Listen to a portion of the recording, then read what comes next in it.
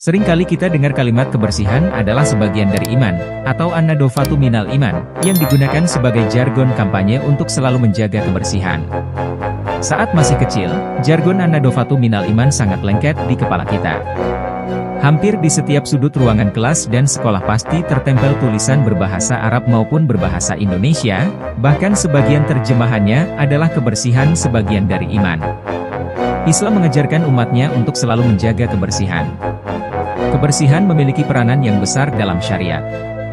Sebelum melaksanakan sholat, umat Islam bahkan diharuskan berwudu terlebih dahulu untuk membersihkan dan mensucikan diri dari hadas kecil, sehingga saat dapat menjalankan ibadah dalam keadaan suci.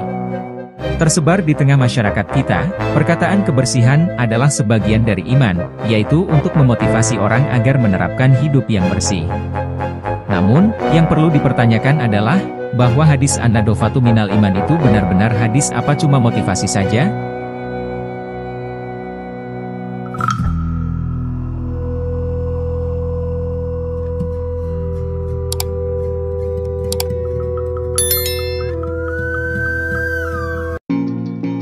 Di sini, saya akan menggali secara mendalam tentang hadis an-nadofatu minal iman dari berbagai sumber rujukan ulama. Pertama, yaitu dari Syekh Yusuf Qaradawi. Ia adalah seorang cendekiawan muslim dari Mesir, sekaligus ulama kontemporer saat ini, telah menjawab pertanyaannya di dalam website resminya.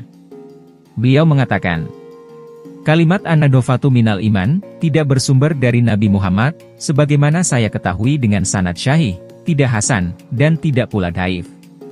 Lebih lanjut, beliau menjelaskan bahwa sebenarnya Imam At-Tabrani di dalam kitabnya yaitu Al-Mu'jam Al-Awsat, telah meriwayatkan sebuah hadis dari Ibnu Mas'ud, yang redaksinya hampir mirip dengan kalimat an-nadofatu minal iman. Buanglah sisa-sisa makanan di gigimu, karena perbuatan itu adalah kebersihan, dan kebersihan itu akan mengajak atau menggiring kepada iman, dan iman itu akan bersama orang-orang yang memilikinya dalam surga. Hadis riwayat At-Tabrani. Selain diriwayatkan oleh Al-Tabrani, hadis tadi juga diriwayatkan oleh beberapa rawi lain, seperti Abu Nuaim Al-Asbahani dalam Tarikh Al-Asbahan, dan Ad-Dailami dalam Musnad Al-Firdaus. Meskipun demikian, hadis tadi divonis dhaif jiddan oleh ulama hadis, karena ada nama Ibrahim bin Hayyan yang divonis oleh Ibnu Adi bahwa ia sering meriwayatkan hadis-hadis palsu. Namun, menurut Imam Al-Haytsami di dalam kitabnya, yaitu Majma' Az-Zawaid mengatakan, bahwa di dalam sanadnya terdapat Ibrahim bin Hayyan, yang oleh Imam Ibnu Adi, yaitu seorang kritikus pakar rawi hadis. Ia mengatakan bahwa hadis-hadisnya dari Ibrahim banyak yang palsu. Meskipun secara matan kalimat an-nadofatu minal iman tidak valid dan tidak ditemukan siapa yang mengatakan hal ini. Tetapi, secara makna, kalimat tersebut adalah syahih. Hal ini selaras dengan teks-teks hadis sahih yang mengatakan bahwa kebersihan memang sangat penting. Dari Abi Malik Al-As'ari, ia berkata, Nabi Muhammad bersabda, kesucian itu sebagian dari iman, alhamdulillah memberatkan timbangan, subhanallah walhamdulillah memenuhi ruang antara langit dan bumi, sholat itu cahaya, sedekah itu bukti nyata, sabar itu pelita, Al-Quran itu hujjah, atau yang membela atau menghujat. Setiap manusia bekerja sampai ada yang menjual dirinya, hingga ia jadi merdeka atau jadi celaka. Hadis riwayat Muslim. Hadis tersebut juga diriwayatkan oleh Imam Ahmad, Al-Tirmidzi, serta termasuk bagian dari hadis yang dimasukkan oleh Imam Nawawi di dalam kitab Arba'innya yang fenomenal itu.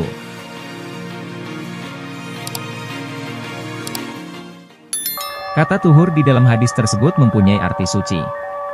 Dan kesucian di dalam agama Islam itu mencakup kesucian maknawi, seperti suci dari kekufuran, kemaksiatan, serta kehinaan. Dan bisa juga mencakup kesucian secara hisi, atau dapat dilihat secara indrawi, yakni berupa kebersihan.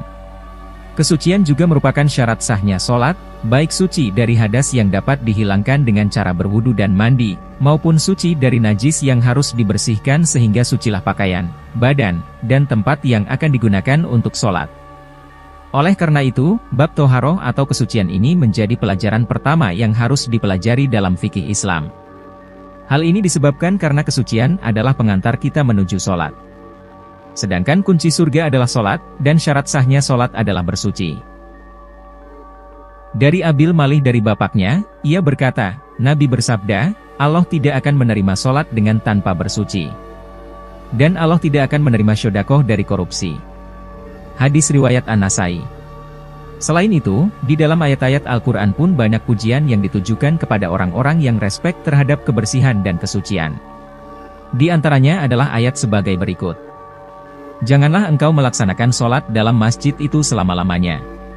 Sungguh, masjid yang didirikan atas dasar takwa, sejak hari pertama adalah lebih pantas engkau melaksanakan sholat di dalamnya.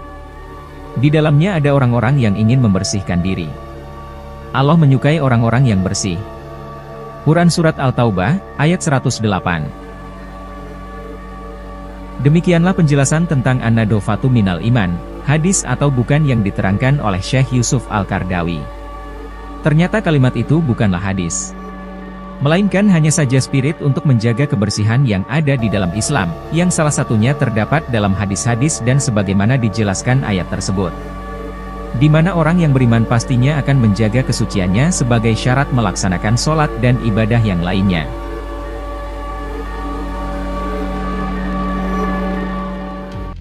Kedua, menurut pendapat dari Ustadz Adi Hidayat, kebersihan sebagian dari iman adalah salah satu ungkapan yang populer di kalangan umat Islam. Dalam bahasa Arab, kalimat kebersihan sebagian dari iman ditulis sebagai An-Nadhofatu minal iman. Ungkapan tadi banyak yang menganggapnya sebagai sebuah hadis. Padahal hadis yang berbunyi An-Nadhofatu minal iman, atau kebersihan sebagian dari iman tersebut adalah hadis palsu. Hal tersebut sebagaimana disampaikan oleh Ustadz Adi Hidayat dalam ceramahnya.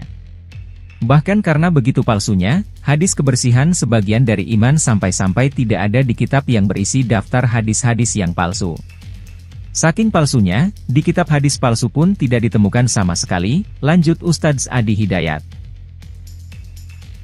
Beberapa hadis palsu terkadang berasal dari buku cerita yang berisi kisah-kisah atau berasal dari kata-kata mutiara dalam bahasa Arab.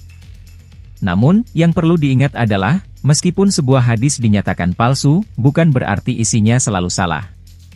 Meskipun kalimat tersebut bukan hadis, namun ajarannya tetap benar, yakni agama Islam memang mengajak kepada kebersihan. Tapi, bukan berarti itu adalah sebuah hadis dari Nabi Muhammad. Ustadz Adi Hidayat juga menjelaskan dalam mempelajari ilmu hadis, yaitu ada dua hal yang menjadi fundamental, yakni sanad dan matan, keduanya sangat menentukan kualitas dalam hadis. Jika salah satunya bermasalah, maka hadis itu akan turun kualitasnya.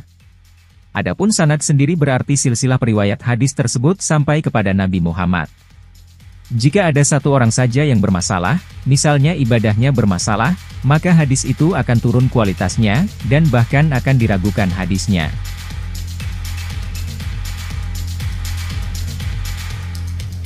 Untuk mengetahui lebih dalam lagi tentang An-Nadhofatu minal iman, apakah termasuk hadis atau bukan, maka perlu dilakukan yang namanya proses tahrij.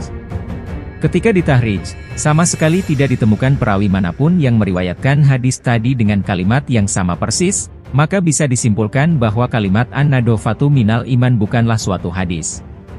Karena tidak ditemukan satupun rawi yang meriwayatkannya, bahkan perawi hadis palsu pun tidak meriwayatkannya. Dalam sebuah kisah yang dikutip oleh Sayyid Muhammad bin Alawi Al-Maliki disebutkan, bahwa suatu hari ada seorang perempuan yang biasa menjadi tukang sapu masjid meninggal dunia. Saat itu Nabi tidak diberi kabar oleh para sahabatnya. Nabi mendengar kabar meninggalnya tukang sapu itu setelah jenazah perempuan itu dikebumikan. Nabi kemudian marah, karena tidak ada yang memberitahu. Nabi lalu datang ke kuburannya dan mendoakannya. Pada dasarnya Islam mengajarkan kebersihan dan kesucian. Namun mendakwahkan kebersihan maupun ajaran Islam lain dengan menggunakan kalimat yang diklaim sebagai hadis adalah perbuatan yang tidak dibenarkan. Alangkah baiknya, jika ingin tetap menggunakan hadis, maka kutiplah hadis-hadis yang bisa dipertanggungjawabkan, bukan cuma alih-alih hadis yang tanpa sumber dan tanpa ada dasarnya. Bagaimana menurut kalian? Ada tambahan? Silahkan tulis di kolom komentar.